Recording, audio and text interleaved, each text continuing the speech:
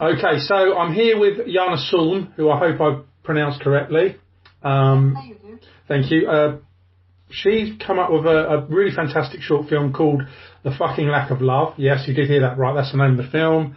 And really enjoyed it. It's, as I say, it's a short film, originally from Czechoslovakia, is now living in Austria, and she's the director, writer, producer, very talented. So, welcome, Jana. Please give us a quick synopsis. I've seen the film, I know what it's about, but if you could just tell us, that would be great.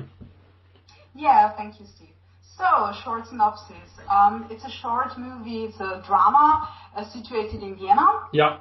We have a young lady, Luna, who is living together with her mother, who's the chief, head of a film agency, and they have a kind of a, interesting, ongoing mother and daughter relationship. A little bit dysfunctional. Yeah. And there is a new person coming into it. It's a new co-worker, Blanka. She's coming from Bratislava to Vienna. It's a very nearby capital of Slovakia. And she's starting off. She's kind of escaping a little bit from her wannabe fiancé who wants to, get her into marrying in a very funny way, in a very funny way of a proposal. Yeah.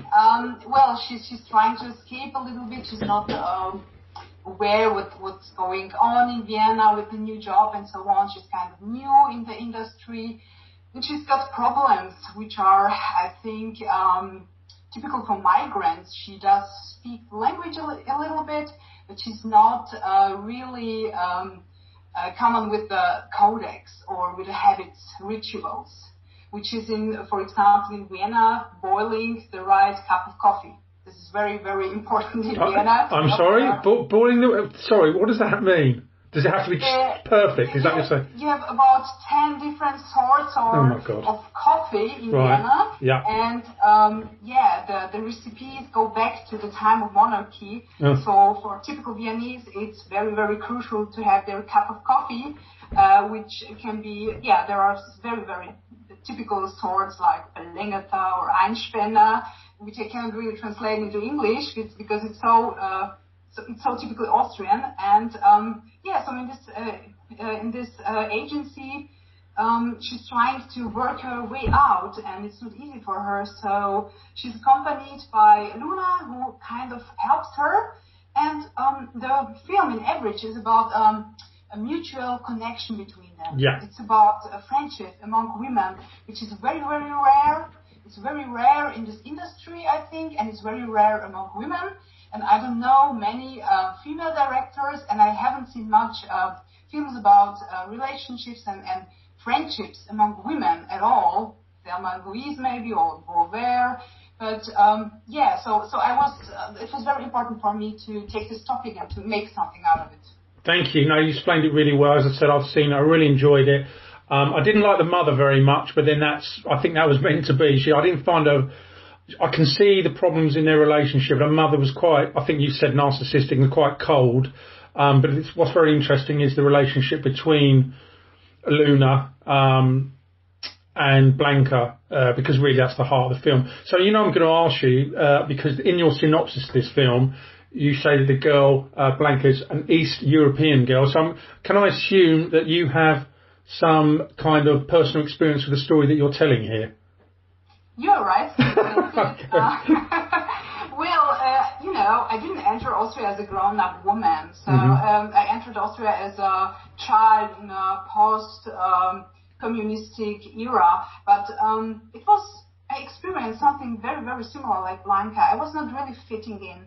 I was fitting in because I could speak German a little bit and I was a nice girl. I had a light complexion. Yeah, now I'm,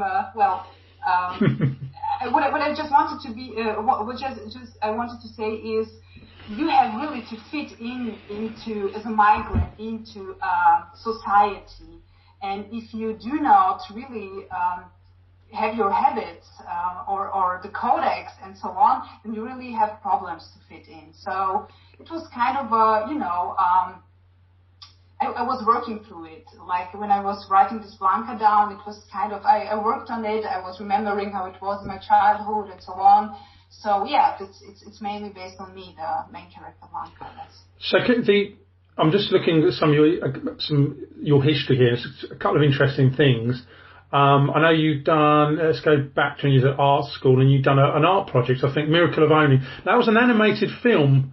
So I'm quite interested to, and also I think choose a name. Another one. Why did you go from animation to live action or narrative? Look, I know animated. It takes a hell of a lot of time, but I'm assuming it can't just be that.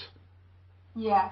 Well, the art school years, they were interesting years. I was trying that and that. I was trying to do art design, stage design. I was studying that one, and I was studying different subjects. And animation was just a part of it.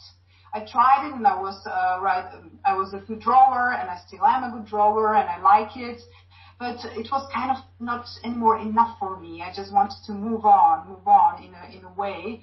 And I think animation is a very, very interesting part, art style. But I just moved on to fiction because it felt natural to me. And in particular, Elena, who plays Blanka, and Stella, who plays Luna, can you ask me? Can you, forgive me. Can you tell me how? I know there's other characters in there, but they're the two protagonists, if you like. How did you find them? Did you know them? Was it a casting call? How did you come about them?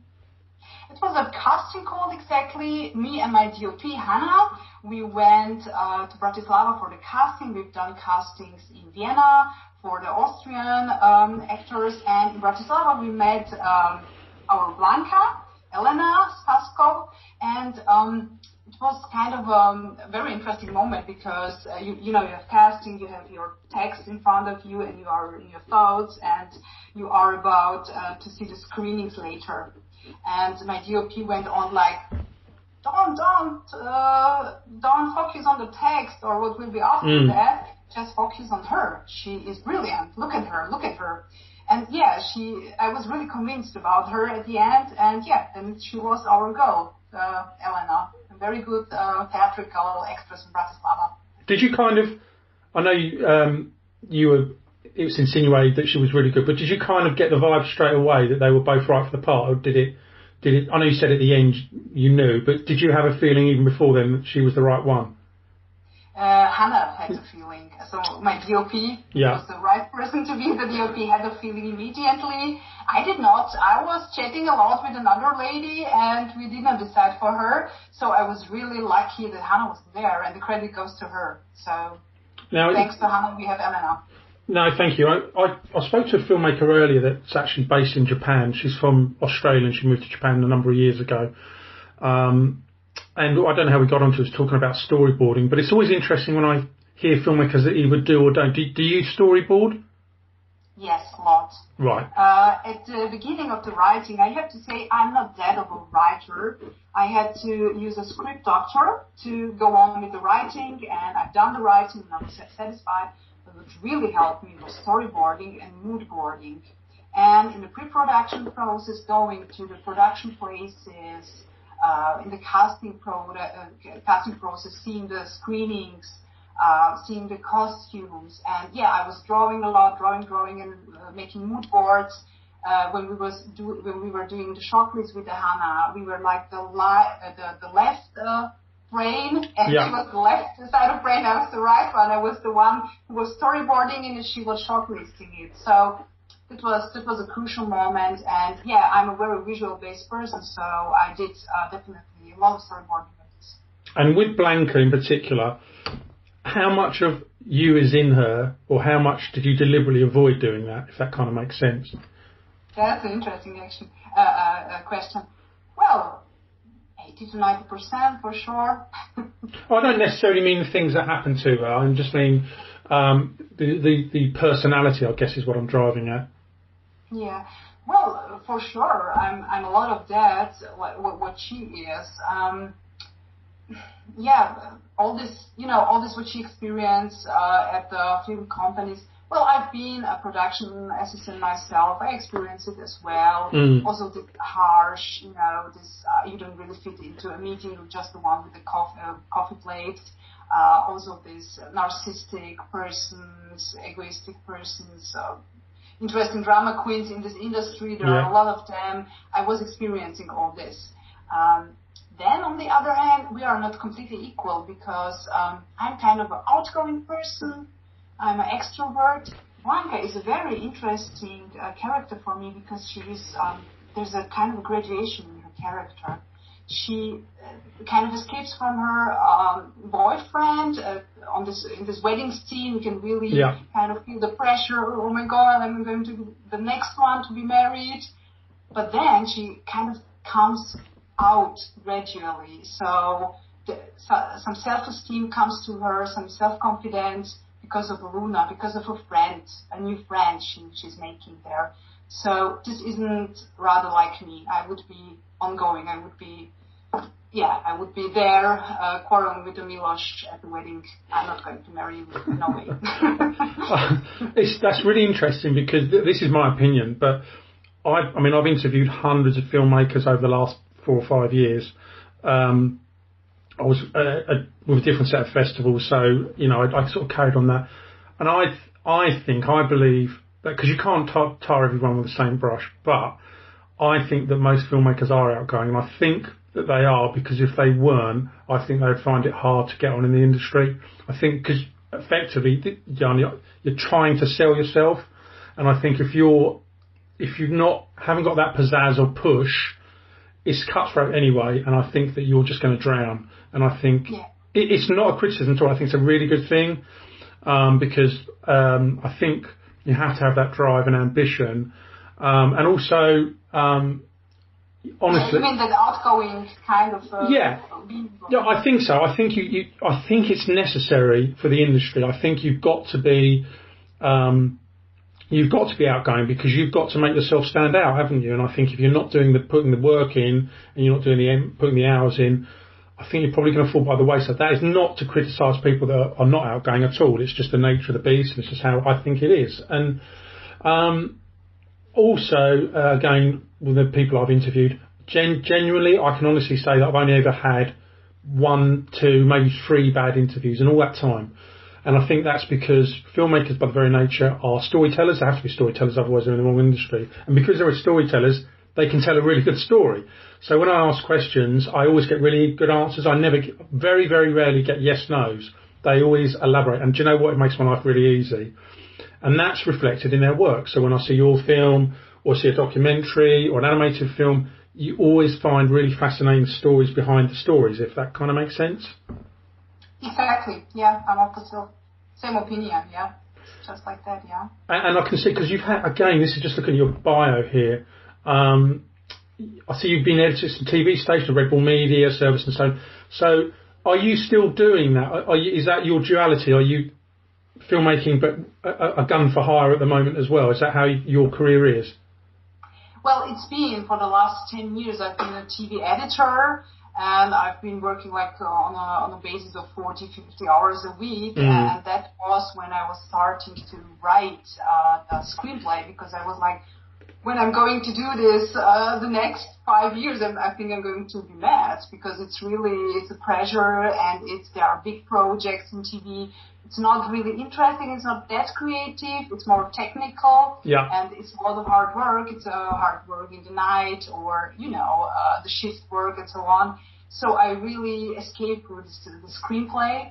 Now, at the moment, I'm a self-employed editor and I'm more into working for environmental image videos.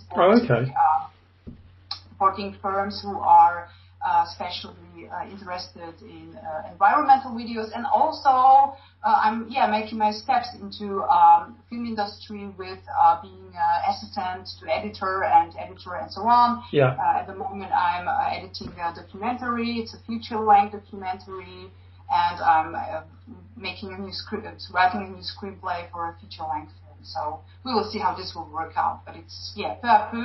I'm very glad that I left the TV and it's past me. It was a very good working experience, but now it's something new is going on. Did you know, I really, I love anything to do with filmmaking, but I really like the editing side because I always think, this is just a personal opinion, that the editors have a massive grasp of the power, because at the end of the day, a film's being shot and you might have hundreds of hours of footage, but they've got to kind of rely on you to make it into the story that they want. So you really are, I don't say calling the shots because you take direction from them, I get that, but part of your role has to be to, I say you fight your corner. That's not what I'm trying to say.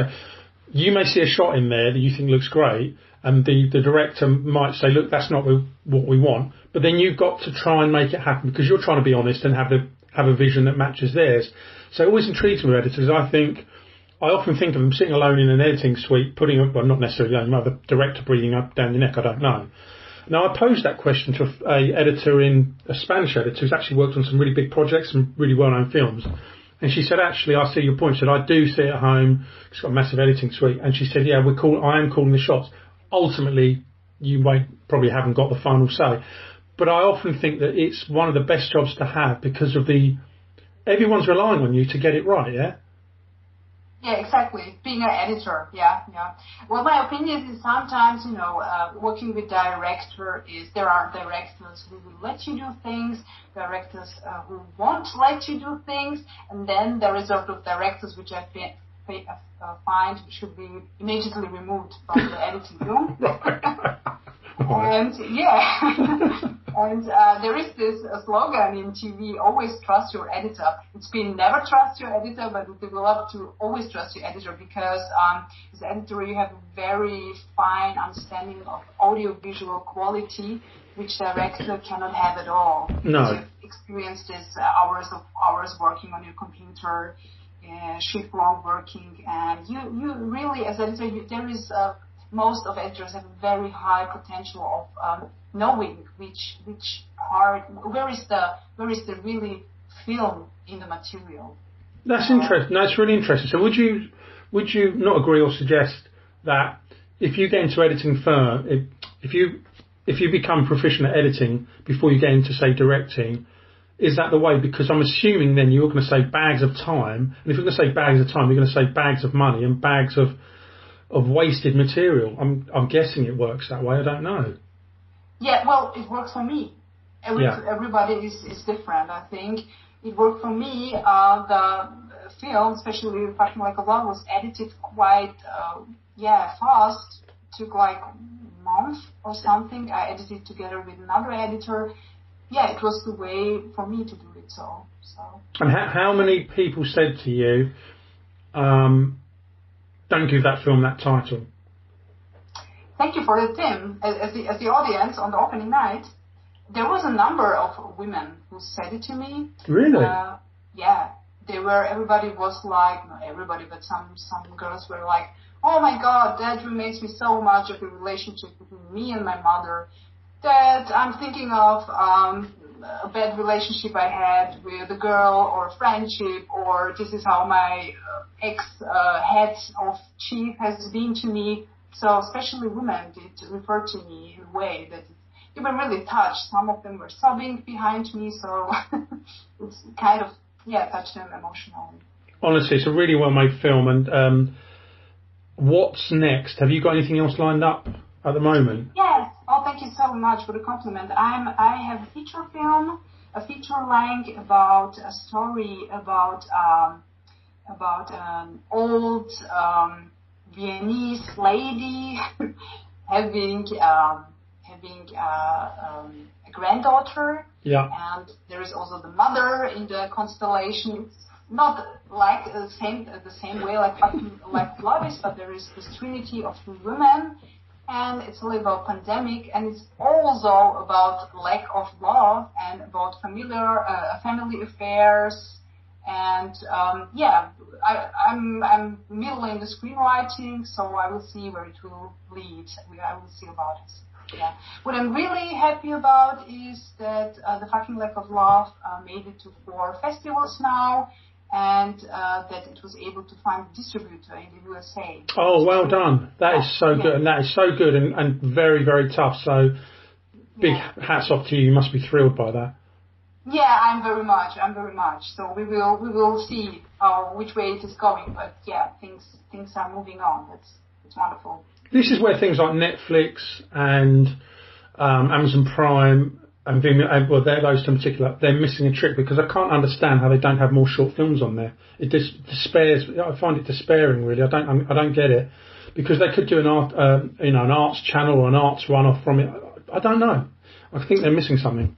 Yeah, I think it's on the way. It's exactly. I'm thinking the same way as you, Steve. This distributor I'm working on, Colin Laviola from Albany and New York State, told me he is doing exactly that. He's pitching for the big streaming online platforms group of interesting small short dramas or comedies or whatever, and he's putting it together. And it's for the streaming platforms. And he's obviously successful with it.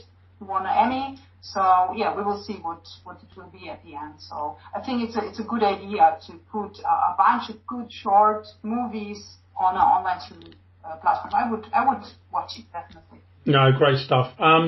So final question. It's going to be exactly the same final questions I have with a woman that lives has decamped to Japan from Australia, I'm afraid. But I've got an interesting answer. My question to her, which is the same to you, is: so you're living in Austria. You've come from Czechoslovakia. Would you, or do you consider going back there to live, or have you gone back there to live, or what's the filming opportunities there? Perhaps it's not the same. To go back to Bratislava or Slovakia? Yeah, Czechoslovakia, yeah.